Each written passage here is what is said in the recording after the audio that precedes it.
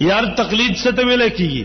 دی به فورن یو امی سړی راونیسي، تقلید دې ته ویل کیږي یو طرف ته الله او رسول دی، بل طرف ته امام دی، یو طرف ته قرآن او حدیث دی، بل طرف ته رفیقی کتاب دی.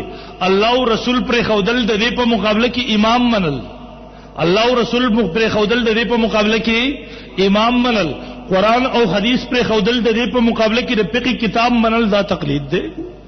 مونږ وایو ها که څوک په دې معنی سره تقلید کوي چې الله او رسول په مقابله کې امام مني، د قرآن حدیث په مقابله کې یو بل کتاب مني، مونږ وایو لا شک فی کفره، د دې سړي په کفر کې هیڅ شک نشته.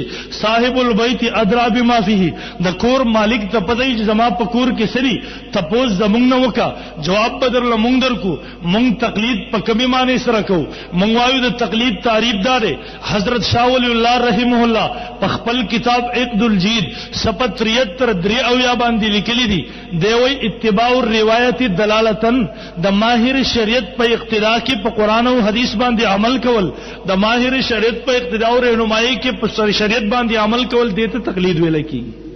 د ماهر شریعت پر رهنمایي او اقتدا کې په شریعت باندې عمل کول ته سوی تقلید ویل کیږي. ماوی امام ابو حنیفه رحمه الله په قرآن حدیث باندې عمل کوي، امام ابو حنیفه رحمه الله په باندې عمل کوي، په قرآن سنت باندې عمل کوي. داغه مقلدین مونږ احناف هم په قرآن او حدیث باندې عمل کوو.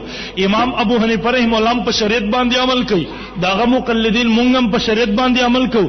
جی پرخ سره امام ابو حنیفه رحمه الله برای راست د قرآن سنت نه مسله اخلي عمل کوي، مونږ داغه مقلدین مونږ د قرآن سنت نه برای راست مسله نشو غسته.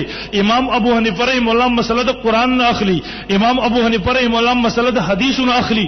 زره امام ابو حنیفه رحمه الله په اقتدا او رهنمایي کې په دغه قرآن سنت باندې عمل کوم، دته ویل کېږي تقلید.